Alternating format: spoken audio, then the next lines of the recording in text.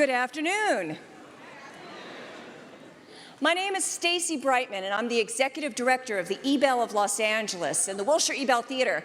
And on behalf of our board of directors and our incredible membership community of volunteers, supporters, leaders, I am honored to welcome you today to this exquisite historic theater in the heart of Los Angeles. Welcome.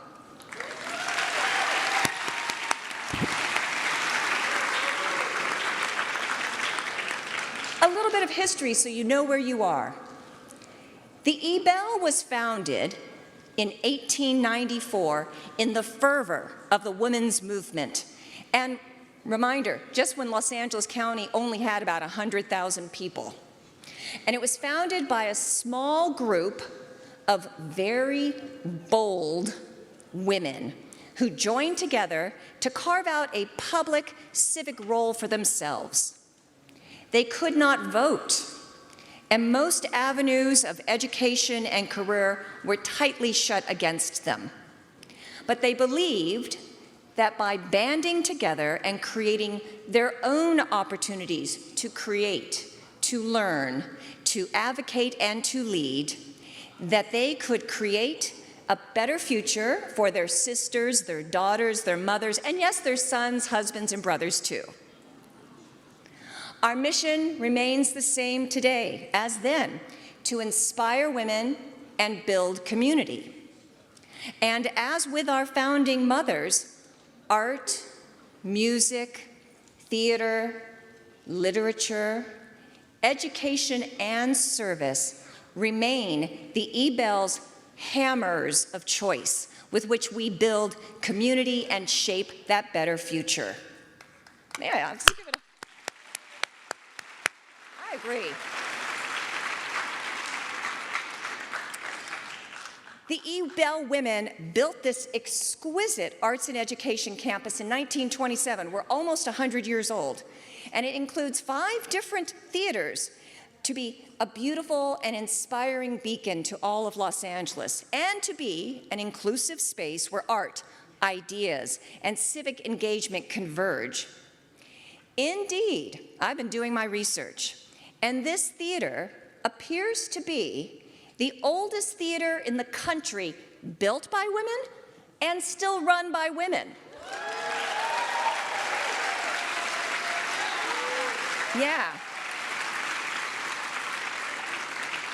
It is a place where herstory has been made and celebrated for almost 100 years right on this stage, from Judy Garland to Etta James to Hillary Clinton, from Nina Simone, Dolly Parton, and Kamala Harris, and to this afternoon,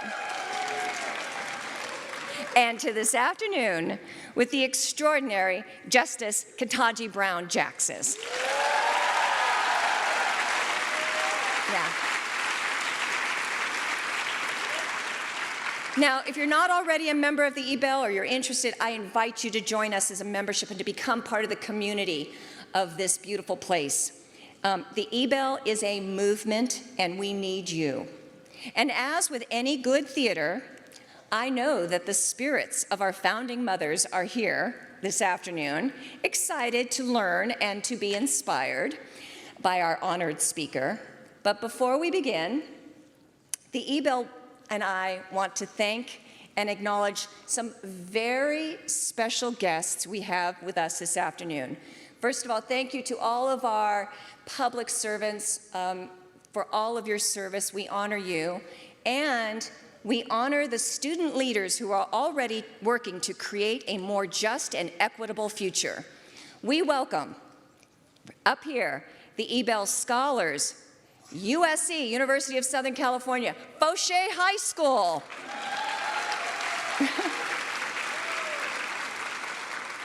Democracy, yeah.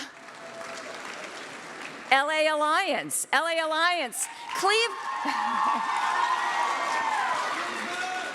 I'm playing to my people. Cleveland High School.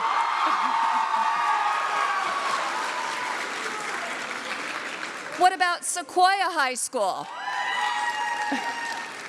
And all of the families that are here families and students from the Council for African American Parents.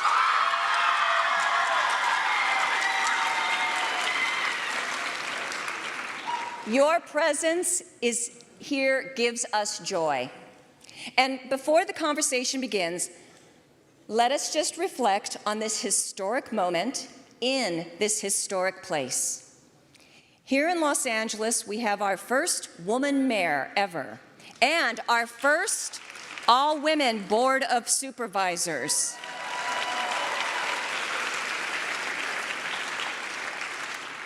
And let's recall what Justice Ruth Bader Ginsburg said when she said, quote, "People ask me sometimes when do you think it will be enough? When will there be enough women on the Supreme Court?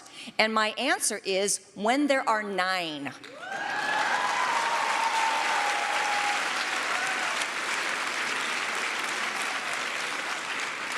Our work is not finished, but today we are inspired and hopeful. So now, to welcome us here and share the plan for this afternoon, our wonderful Ebell member and friend and partner, Andrea Grossman from Writer's Block. Thank you.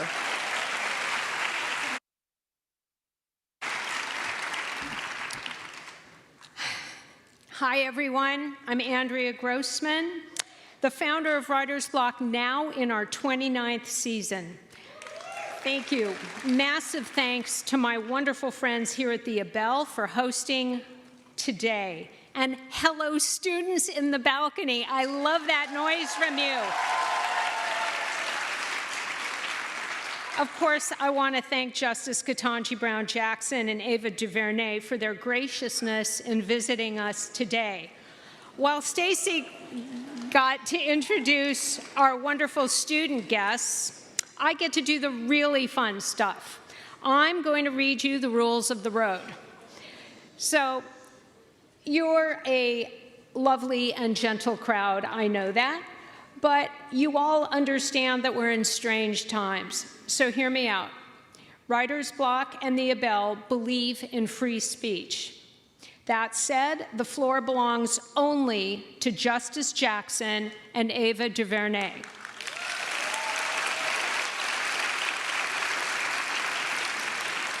If we see any behavior that we think makes our guests feel unsafe or uncomfortable in any way, this is a polite warning. We retain the right to remove offenders. So thanks for abiding by our code of conduct. That's enough for the stern stuff. And if you have any objections, I suggest you take them straight to the Supreme Court. So now for today. What an opportunity for LA to see Justice Ketanji Brown Jackson, a woman who so beautifully represents the best of what is possible in America. But you'll see that the justice's remarkable trajectory isn't unlikely or unexpected. It's a goal she set for herself as a teenager. So remember that, balcony. In her new book, Lovely One, the Justice leads us through her personal and professional challenges, and her outspoken persona is emblematic of who she is on and off the bench. Her credo is, do the right thing, and everything else will fall into place. Now that's an inspiring tenet for the Supreme Court, right? Speaking of inspiring, Ava DuVernay is one of the most notable women working in TV and film. A few of her credits include Selma, When They See Us, Queen Sugar, A Wrinkle in Time, Origin, and so many more. She's won countless prestigious awards and nominations, including NAACP Image Awards, Primetime Emmys, BAFTAs, an Academy Award nomination. The list goes on. To illustrate how she's so much a part of the very fabric of our cultural life, she's also had a Barbie made in her image, and her name has appeared as a New York Times crossword clue dozens of times. That's my touchstone. If you haven't purchased a book yet, you can pick one up from the lovely Reparations Club bookstore here in the lobby or out in front. They have a limited number of signed copies left, so grab them while they last. Here's what's going to happen today. Ava and the Justice will chat. We have gathered some questions from you by email, and we'll try to address some of those. Now, we know you want to take pictures, but that drives everyone around you crazy. We have a solution for that.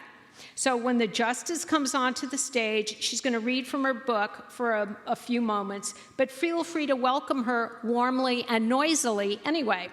As soon as Ava joins her, here's your chance for those photos. You can stand up, take pictures for 20 seconds. We're going to need some lights when Ava comes on, guys, back there.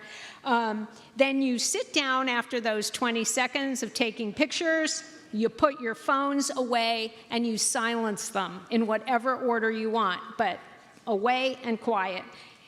Thank you so much. Ladies and gentlemen, please welcome our great new United States Justice, Ketanji Brown Jackson.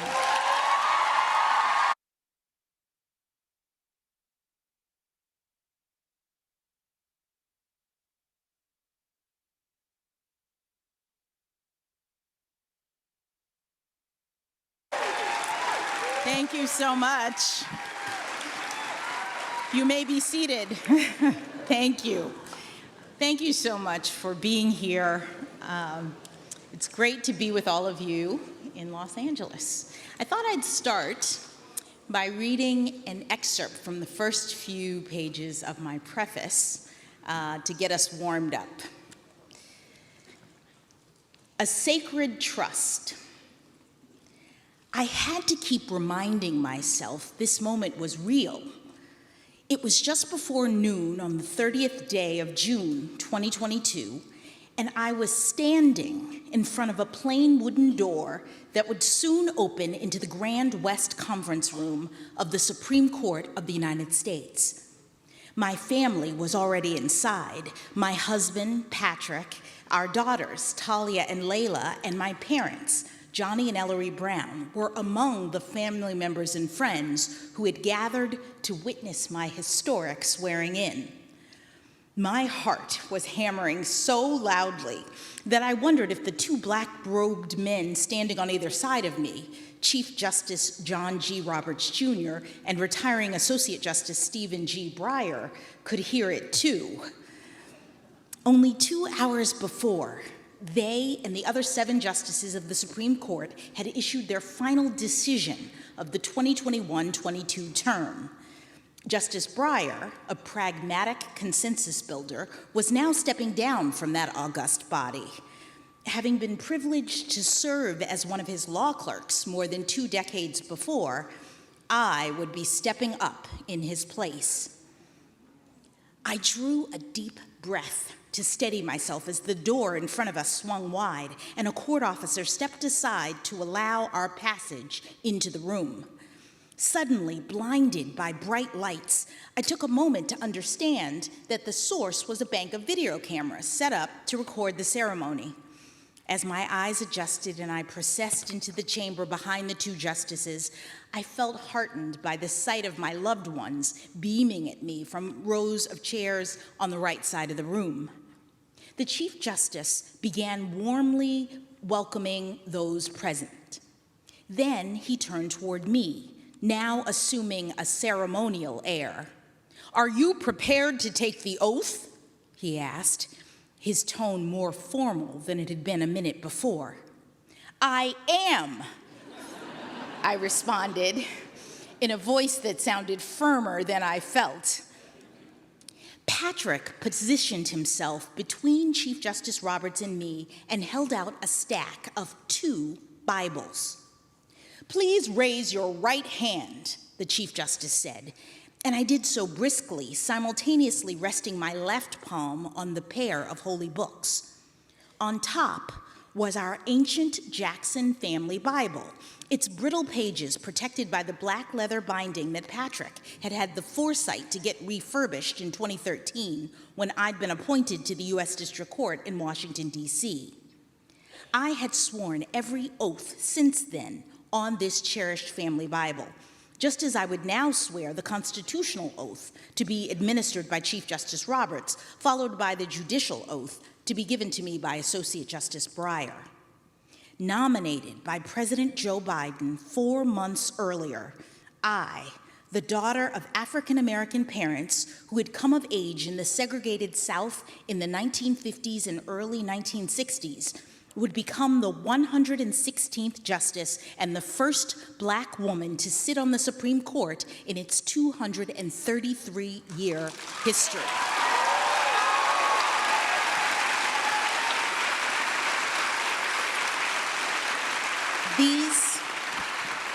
These details made the other sacred volume on which I would swear my historic oath doubly significant. Tucked beneath our family's holy book was the Harlan Bible, donated to the court in 1906 by Associate Justice John Marshall Harlan. This tome had been used for the oath-taking by every Supreme Court appointee since then. Each new justice had also signed one of the book's flyleaves after being sworn in. When the court curator brought the Bible to me in my temporary chambers later that afternoon so that I could add my own signature to the venerated roll, I thought about the justices of Harlan's era who collectively decided in the Plessy versus Ferguson opinion that state laws mandating the separation of people by race did not violate the 14th Amendment of the Constitution, so long as the separate facilities were equal. Harlan had been the sole dissenter in the notorious 1896 case, and now here I was, affixing my signature to his Bible in black fountain pen ink. Only one generation after my mother and father had experienced the spirit-crushing effects of racial segregation in housing, schooling, and transportation while growing up in Florida, their daughter was standing on the threshold of history, the embodiment of our ancestors' dreams, ascending to a position that Justice Harlan and his colleagues likely never imagined possible for someone like me. But if Justice Harlan and his contemporaries could not have pictured this moment, my family and I, and indeed most of America, were fully cognizant of the significance of my nomination and confirmation to our nation's highest court. In subsequent conversations with people from across the country, I learned that I had been carried on 1,000,000 prayers lifted up on my behalf since the day of my nomination. I also fielded an avalanche of invitations to speak or appear in person as excited well-wishers wanted to know my story in whatever form or fashion I might be willing to tell it. How was it, they wondered, that someone with such an unusual name and from such an unconventional background came to stand in such an unprecedented place, swearing an oath on 2 stacked Bibles that symbolized how far our nation had traveled? Mine has been an unlikely journey in many respects. And of course, my memoir is about that journey. Thank you for your interest, and I look forward to talking about it today.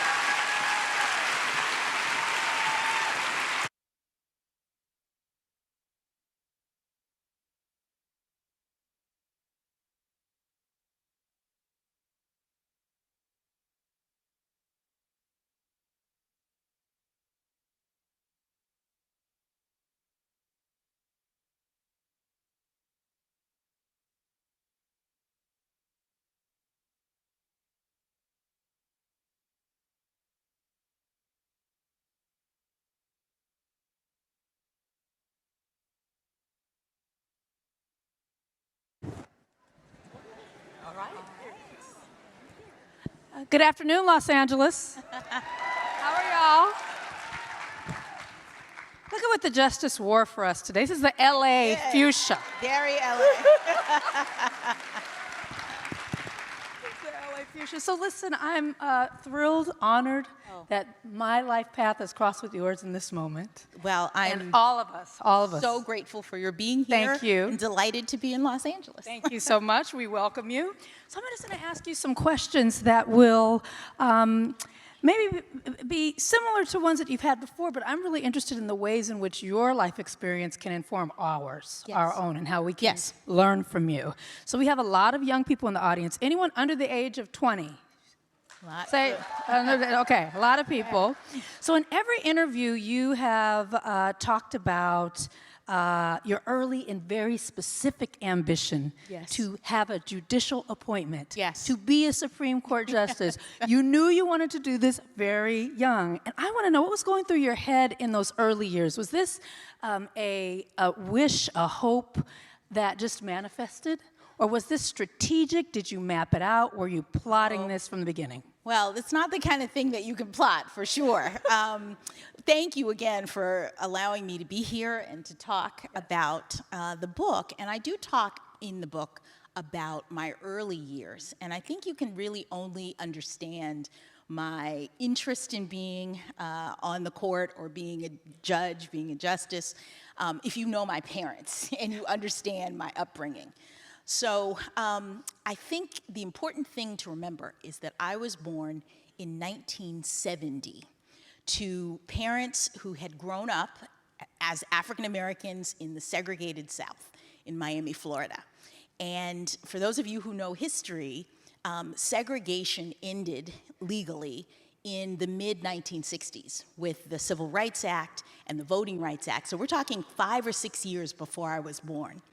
And I think what really happened was that my parents, who had been limited in their life prospects and their abilities because segregation kept Black people from participating fully in American life, they said, oh, okay, well, now that things have opened up and we have this daughter, this is our shot. And they just invested in me. They wanted me to do anything I wanted to do. So, you know, at 2 years old, my mother is teaching me how to read. My parents were public school teachers when I was born.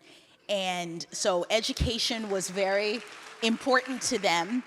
And they just infused me with all of their interest in my success. So if there were, you know, music lessons to have, they put me in the music lessons. When I was very little, I was doing recitations of poems and things. My mother would get me to memorize it at the Dade County Youth Fair, you know, 5, 6 years old. And so at some point, when I was about 3 or 4, my father decided that after teaching history at a public school for a while, he wanted to go back to law school. So he applied, he got into the University of Miami. At the point when I was born, we were in Washington, D.C., but we moved back to Miami, and we live on the campus of the University of Miami. So my earliest memories are of sitting in the apartment, and my dad is at his table, at the kitchen table with his law books, and I'm there with my coloring books, and we're working together. So I had thought from that little that I wanted to be a lawyer. In fact, I didn't know that that was really anything else you could do because I saw my dad becoming a lawyer. And then when I got into middle school, I learned about Constance Baker Motley. I don't know if you know about Constance Baker Motley, but she was the first African-American female to be appointed to the federal bench. And I just remember learning about her in a magazine because we share a birthday. And it was like an eye-opening experience for me because I knew I was interested in the law, but then this woman was a judge. So as you said, by the time I got into high school, I literally wrote in my high school yearbook in a little blurb that I wanted to study law and have a federal judicial appointment.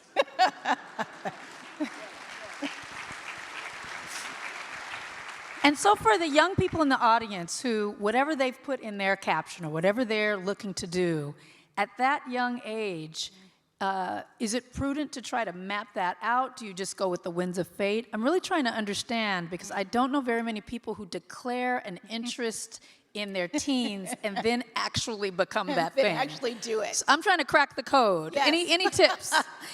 You know, I think you can't really plan it, but what you can do is you can prepare yourself so that when and if the opportunity presents itself, you're there to take advantage of it. What do I mean by that? One of the things I did in high school, and some of the high schoolers in the audience will know this as an option, I did speech and debate. I actually did the speaking events, not the debating events, and I talk about this in the book. My coach, who was amazing, really prepared our team, and me in particular, to be a public speaker, to be an orator. And those skills are good and transferable fully to something like the law. I practiced writing. I used to write my own speeches and deliver them. That was my main event. So I learned how to reason and how to write, and all of those skills then became useful when I thought about going to law school. So even though I couldn't say that young that I would actually become a judge, I knew that if I got the call, I would be ready to step up. Good. I think that's helpful. Thank you for that. So one of the stories that I love in the book, and I'm hoping that you can share it here, is a beautiful story about the first time you visited Africa. Yes. And I was hoping that you can tell the story, because at the end of the story, I just swooned. Oh. And it's swoon-worthy and enough to be shared. Okay, so I get married pretty young, I guess, and my husband's family, let me tell you a little bit about my husband. My husband is from Boston. He is not black, he's Caucasian, and his family decides that they want to take this amazing Africa trip where my husband has 2 brothers, so there's the 3 brothers and their 3 wives and the parents, so there were 8 of us. And they hire this company, and we go to Africa, to Kenya, for the safari, which, as people know, is basically to look at the animals and really understand the culture. It was very exciting. So my husband and I are coming through customs. We fly however long it takes. We get there, we're exhausted, we get off the plane, we go through customs, and my husband gives his passport first, and the customs officer is very gruff. You know, he takes it, he stamps it, he writes on it, gives it back. Then he takes mine, he opens it up, and he sees my name. And he says, "Ketanji Onyika, when did you leave us?" And I said, "Oh, no, I'm not African. You know, I just have an African name. My mother picked that name for me when I was young, and I'm American. I've never been to Africa before."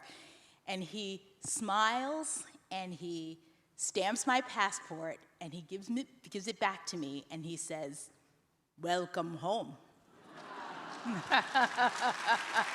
Love it. Love that so much. Thank you. So building on that sense of home and the safe spaces that we create for ourselves in this life, if we're lucky, I wonder how you're balancing home life, family, with this big, wild, new, sexy, influential public life that landed in your lap 2 years ago. You're a mother, you're a wife, and now you're like a full-on rock star. And so what tools and tactics have you employed in your own kind of personal life to handle the new duality? Yes, well, it's been a lot. I'm not gonna lie. I mean, you know, it's especially for someone who had been a judge for a while. So, you know, I just got on the Supreme Court, but I had been a judge for 7 some odd years, 8 years before I became a justice. And a judge's life is actually the opposite of connecting with people and being out in the public. We do a lot of writing in our chambers. You can't really interact that much. You're not supposed to. And so it was really like being shot out of a cannon, to be honest, to get onto the court and have all of this attention. I guess I would say my family grounds me. I have 2 daughters who are teenagers, well, now they're adults, but when I sort of started as a judge, they were teenagers, and boy, they can let you know right away that you are not special. They were like, "I don't care who you are, lady. I am not doing what it is that you are telling me to do right now." So that helps. Yeah. Grounding mechanism. Exactly. Right. And you know, I try to keep myself physically present and strong. You have to do a lot of things like, I don't know, I hired a boxing trainer. Wow. So that helps. Wow, okay. And your height is, without the heels is? I'm 5'1". I'm Copy. very short. That's a Very good, short. that's a good boxing. Gonna hit him right here. Right there. You know, I talk to my parents are still alive, which is wonderful. My brother. So, you know, I try to stay grounded as much as I can. Yeah, good. Well, you're doing a good job so far. So I'll read this one straight because I really am interested in this. And I hope that this is, I want to know the answer for myself, Yes. but I think others might be interested. So your confirmation hearings were widely watched and for many of us felt personal.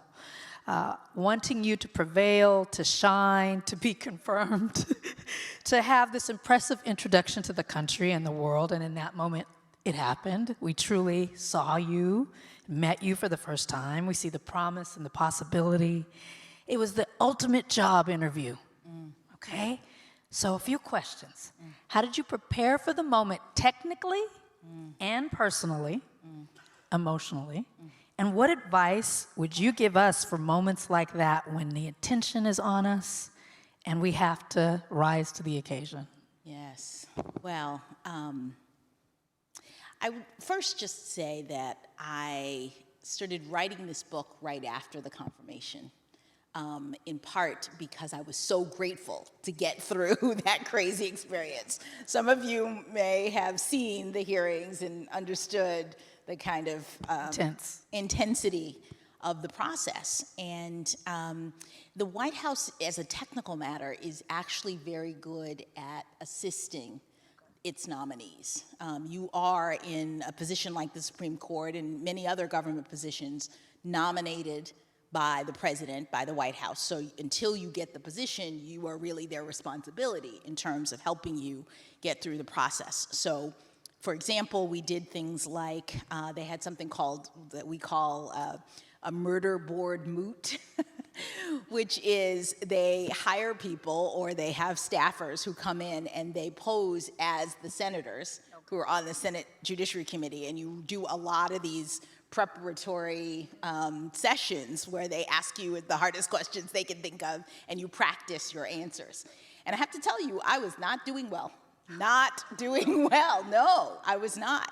Until a White House staffer, and I talk about this in the book a little bit, a White House staffer said to me, you know, Judge, you can continue to get angry when asked these kinds of questions, or you can be a Supreme Court justice. Ooh,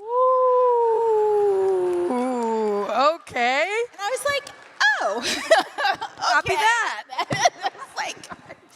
So, I mean, it really was like a light bulb moment, you know, that the point of it was to show that you had the demeanor, that you could stay calm under pressure.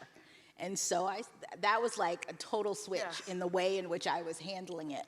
The other thing we did was the White House insisted that I meet with senators. So I'm going through this very intensive preparation where I am being trained on a lot of legal topics because you want to have to answer substantively about the law. I'm going through these moots, and then I'm also on the Hill, going to Capitol Hill, actually going to senators' offices for hour-long meetings. I ended up meeting between when I was nominated and when I was actually confirmed, I met with 98 senators. Wow. And I had met with 45 before the hearing, including all of the ones on the Senate Judiciary Committee. I was actually upset because I was like working. It was very hard to do the other part, and I was like, do I really have to do these meetings? They said yes, and it turned out to be the best thing that happened in terms of preparation. And the reason was because when I'm sitting there, in meeting with them, every single person was lovely, lovely. In their offices, we're having tea, we're talking about their kids, they're asking me about my family, we're, you know, sometimes talking law, but not in any sort of an acrimonious way. So then in the hearing, when they're asking me questions, and they're not like that, in my head, I'm going, oh, you're not really talking to me, right? Because we're good, we've had a conversation. So I'm thinking, oh, you're talking to your constituents. And that helped me to stay calm as well. It was not really about our relationship. So, so those two things were really helpful technically, and then, emotionally as well. Because things are going through your mind that are not necessarily reflected in the way in which you have to answer the question. So when we go on a job interview, Yes. what is your tip for us from that? Well, it's going to depend on the kind of interview, but you really you need to figure out what it is that the employer is looking for, right? What are they hiring for? And again, this idea from the White House staffer is that the criteria is showing your composure, no matter what is being asked of you. And so once you're clear on what it is that they want, then you can present yourself in the most appropriate manner, geared toward that thing. Yes, we love that lesson. Okay, good. Thank you. So I'd love to ask you about the Idaho case. This was a big deal. You dissented. And for those of you that don't know about this case, you may get a sense of it once I read what the justice wrote. So this is she's a brand new justice. She's coming in, she's writing this. Listen. Will this court just have a do-over, rehearing, and rehashing of the same arguments we are considering now, just at a comparatively more convenient point in time? Or maybe we will keep punting on this issue altogether, allowing chaos to reign wherever lower courts enable states to flagrantly undercut federal law, facilitating the suffering of people in need of urgent medical treatment. This is about abortion. The dissent is about, yes, you can clap if you want. This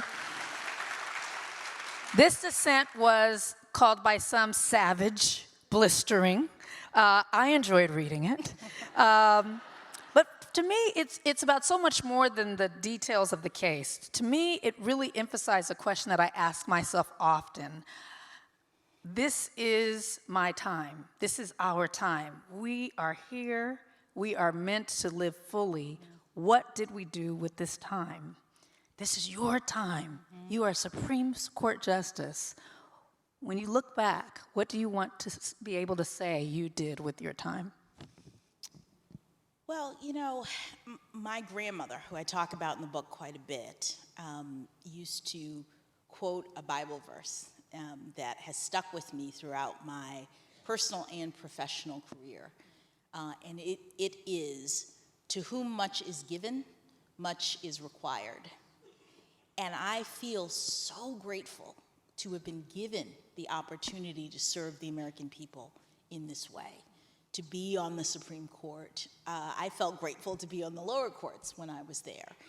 And so I absolutely agree with you that when you have the chance to express your view, to vote in the way that you think is appropriate, as was previously mentioned, doing the right thing, then I believe you have to do it. In my speech after my investiture, I said, I have a seat at the table now and I'm ready to work. And that's the way I approach this job. I was a judge, as I said, for many years before I got on the Supreme Court. So the idea of making tough decisions, of expressing myself both orally and in writing is not new to me, even though I'm new to the court. And I absolutely would not squander the opportunity to express my views, especially if they're strongly held in an important case, and as in this case, different than anything else that was being put forward. Speak up, right? Sounds good. Let me ask you, in your dissent, this is a little section about dissent. I got it, thank you. In your dissent of the case Trump versus the United States, you wrote that the court, quote, declared for the first time in history that the most powerful official in the United States can, under circumstances yet to be fully determined, I like that part, can, under circumstances yet to be fully determined, become a law unto himself. You're also aware that there's a rising public distrust of the court as evidenced in polls that I think concerns many of us. What should the public understand about that Trump versus the U.S. ruling, and how should those of us who disagree and those of us who agree with your dissent, how do we reconcile that decision? Well, you know, one of the things about the Supreme Court and appellate courts across the country is that we are bodies that sit as panels. More than one judge is hearing an issue, and in order to decide the case, we vote. Straight up vote. So there are 9 justices on the Supreme Court, and it takes 5 to have a majority. The good news is that those who are in dissent, those who lose the vote, also have the opportunity to express what their views are. That's a dissent. And so in this particular case, the majority wrote an opinion. The Chief Justice was the author that expressed what is now the law, because the majority sets the law, that allowed for presidents to have immunity under certain circumstances.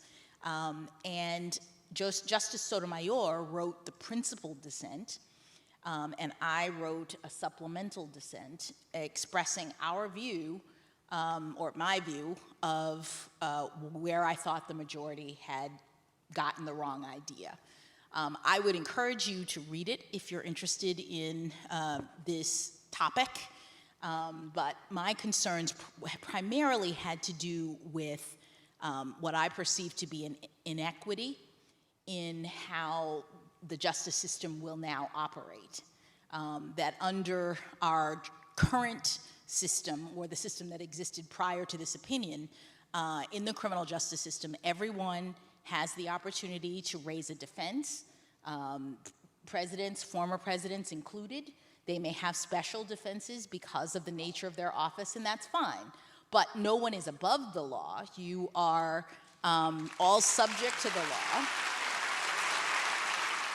And there were no criminal immunities. You have to raise your defense and allow for the system to determine whether it was justified, what you did. So I was concerned that now introducing immunities would be inconsistent with the core principle that no one is above the law. And I expressed that in my dissent. We're glad you did.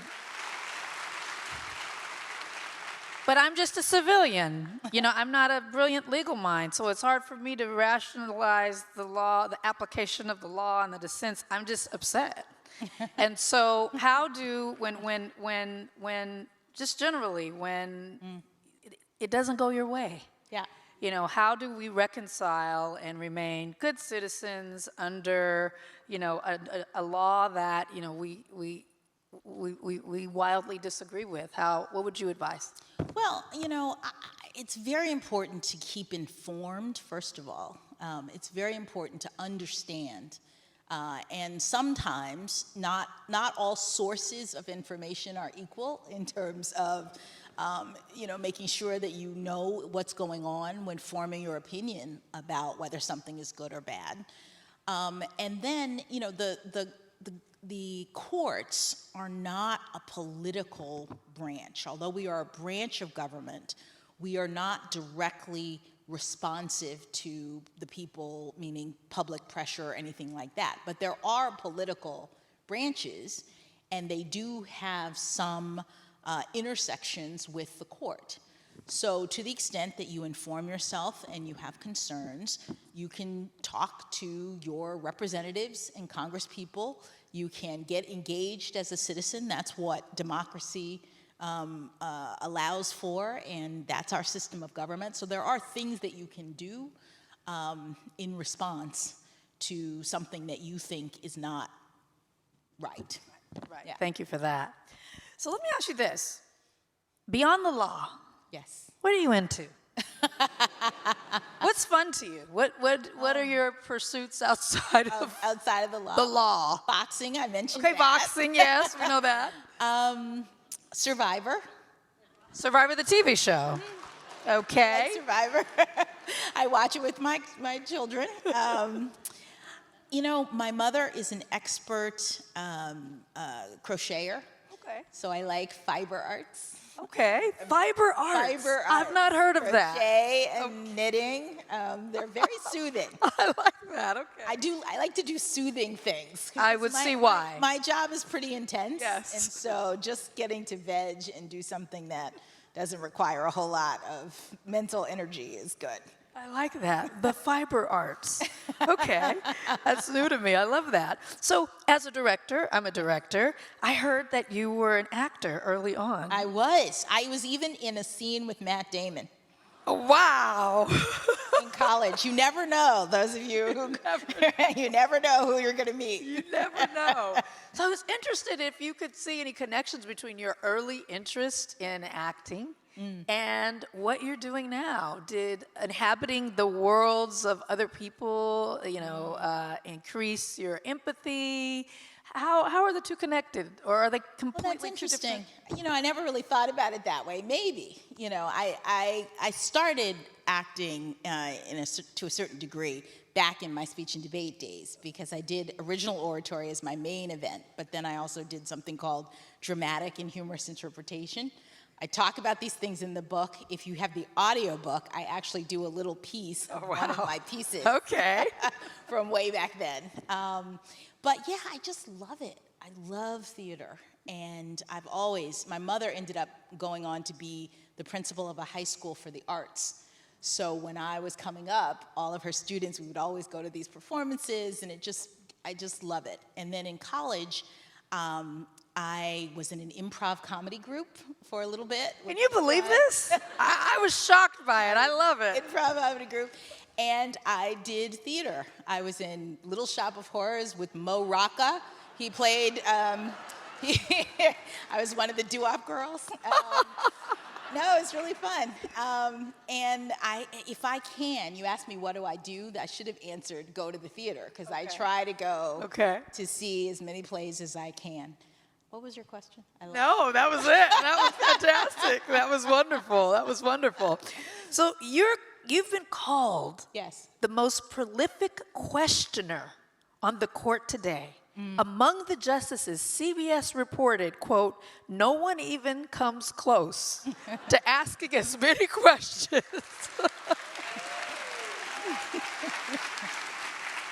So I want to ask you about the concept of questions and questioning.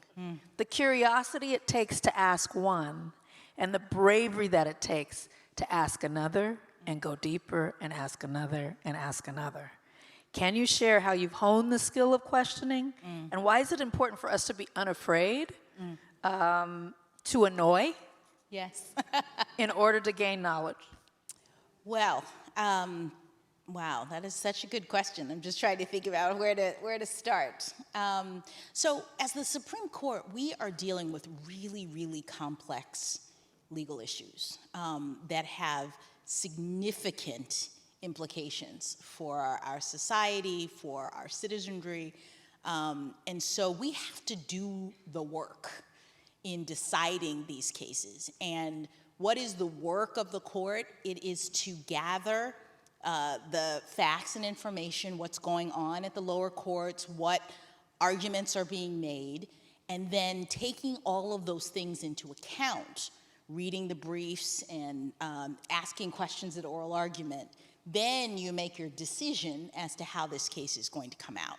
So asking questions is like the core thing that we do, or that we should be doing as judges. I developed, when I was in the lower courts, a process or a way in which I would have hearings and answer questions or ask questions. I'm a curious person, as you mentioned, and I'm not afraid, right? I'm not afraid to ask what I feel needs to be asked in the situation. I will tell you something else which might well account for the number of questions that I ask or the extent. One of the things the court does in its deliberations is that we speak and vote in order of seniority. So the Chief Justice will begin. He will explain his view of the case and vote. The next justice in seniority order will explain And his vote, so they'll say it, and then they'll tell you their vote? Correct. So by the time it gets to you, you've... Yes. Oh, wow. So what that means is if I'm going to say something that has any impact on any of my colleagues in the way that they think about the case or an issue, I've got to do it before conference. I've got to do it at a time in which everyone's there and we can have my issue addressed by the parties and discussed. And so I think that if you were to ask me what accounts for my assertiveness in oral argument, it's because I see that as my opportunity. Strategic. I love it. I love it. Wonderful. So there are some questions from the audience. Yes. Be prepared. They're good. They're really good. There are some really, really good ones. I'm going to start with my favorite. Ready? Yes. What was Ted Cruz like in law school? So, Thank you, whoever. Thank you. we did go to law school together. We overlapped. He was a year ahead of me. We were on law review together. So it's a smaller community, but I didn't really know him. Okay. He did remember that we were on law school. I thought when it was time for the confirmation hearing, he was going to pretend that he didn't know me, but he said, no, I know you. We went to law school together. But I didn't really know him. Okay. Yeah, I didn't really know him. Okay, good. Got you. How do you believe your unique experiences as a woman of color have shaped your approach to interpreting the law and addressing issues of justice? Well, that brings to mind one of my favorite quotes from a Justice Oliver Wendell Holmes, who is pretty well known. And he said that the life of the law is not logic, it is experience. And I agree with that. That every justice, not just me, every justice, every judge, brings their own life experiences, their perspectives, their views when they are evaluating arguments that are being brought to them about circumstances in the real world. I mean, that's really what we do as judges. People are arguing over what happened, what should have happened, what should the law be in this set of circumstances, and each person is looking at those circumstances through their own experience. So I believe that my experiences, just like everyone else's, have some bearing on how I perceive the cases that are being brought before me. One of the experiences that I discuss in the book and that definitely I think have had an impact in a sort of general sense is the fact that I'm the first justice who served as a public defender in my career. And, the perspective of having worked with indigent criminal defendants, understanding or perceiving that my clients didn't really understand the system and didn't understand what had happened to them really impacted me, especially as a lower court judge, in striving to communicate clearly to the people who would come before me. I wanted everybody to know what was going on because I wanted them to ultimately take responsibility for what they had done and not feel as though the system had treated them unfairly. So I think that experience really impacted my practices as a judge. Absolutely, wow. Another one from the audience. What challenges do you anticipate the judiciary will face in the coming years? And how do you believe the Supreme Court can best preserve its integrity in an increasingly polarized society? Well, I'll tell you what I tried to do. Let me just start by saying, we are in a challenging time as a country. And I think a lot about history because we've been in challenging times before and we've gotten through them. So I think sort of having a historical perspective is very helpful in understanding that we can move through the circumstances that we are currently in as a country. What I try to do as a justice is to focus really closely on the role of the court in our constitutional democracy.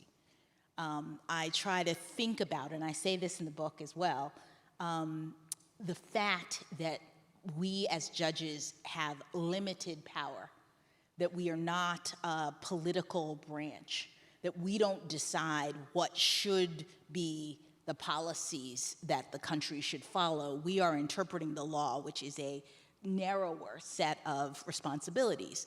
And I am trying in every case to stay in my lane. And I think that's really important to have that kind of restraint as a judge. So at least for me, doing that, I think, is a way to build public confidence that what we are doing is law and not politics. Got you. Good. Thank you.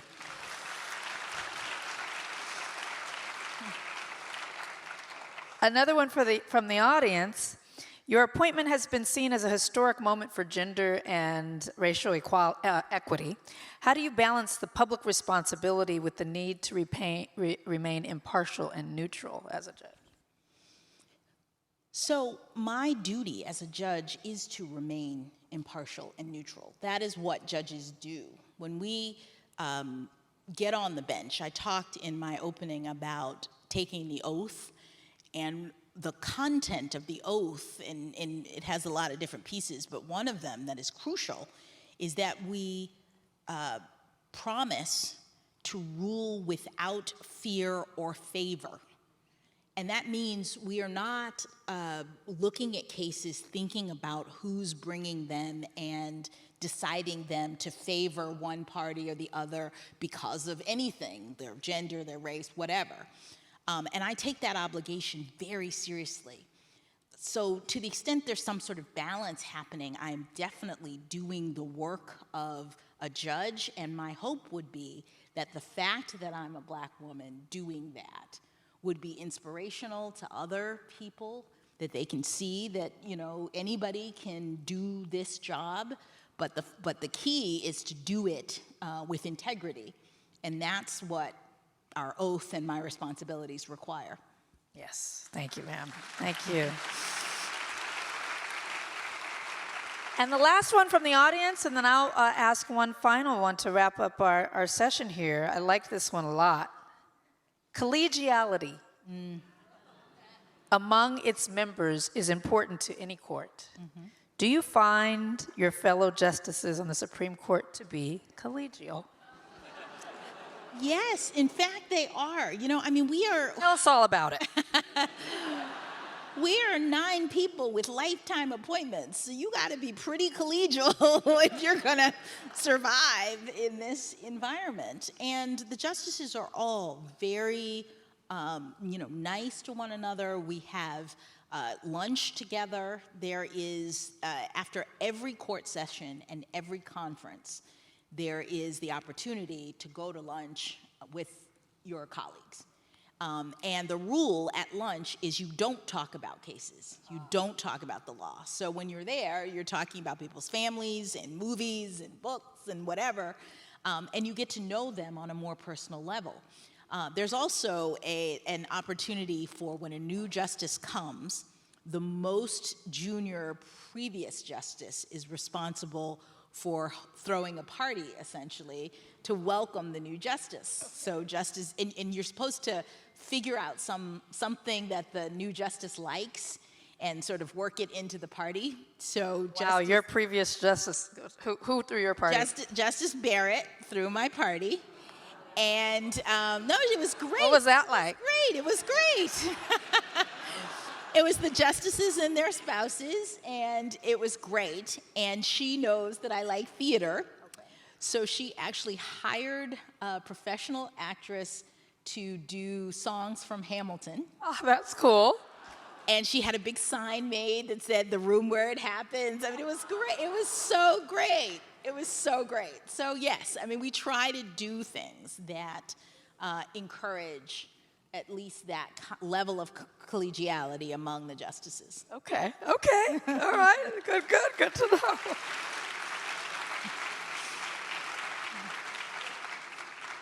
So my last question is, I'd love to talk to you a little bit about judgment. Not on the national legal level, but personally. I get to ask a Supreme Court justice to give us civilians a tip or two about how we can assess various situations, relationships in a just manner. How do we become better in our own judgments in our own lives? Any tools of the trade that you can share with us? Well, one that I mentioned was this sort of phrase, do the right thing and everything else works itself out. So when you're thinking about making a personal judgment, there are going to be different paths, and you really have to focus on what is the right thing to do in this situation and not worry so much about the consequences. When you do the right thing, then it will work out. The other thing I think you have to do is pick and choose your battles, which can be very, very hard to do. In the book, I talk a little bit about a situation that occurred in college where this is in my junior year in college. I started college in 1988, so I'm that old. So this is like 90, 91.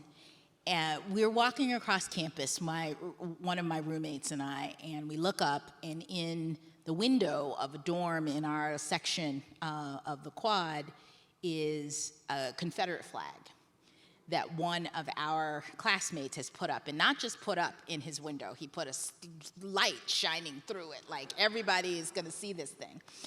And the Black Students Association kicked into high gear. We were protesting, we were passing out flyers, we were doing all these things to try to get the school and the administration to support us. And I noticed that we were also kind of like not going to class and not doing, the things that we had come to campus to do. And it reminded me of a Toni Morrison quote that I ended up sort of talking with my fellow students about. And Toni Morrison said something to the effect of, the very serious function of racism is distraction. That it keeps you from doing your work, because you're always responding to this nonsense that people are putting forward. And so that quote and that idea that you have to figure out what is worth your time and not let yourself get thrown off course is a very important lesson as we think about making judgments in our lives. Fantastic. Thank you for that. Thank you for that. I'll just say, the title of your book is true. Yeah. You are a lovely one. We thank you so much. We're so proud of you. Thank you for being with us today.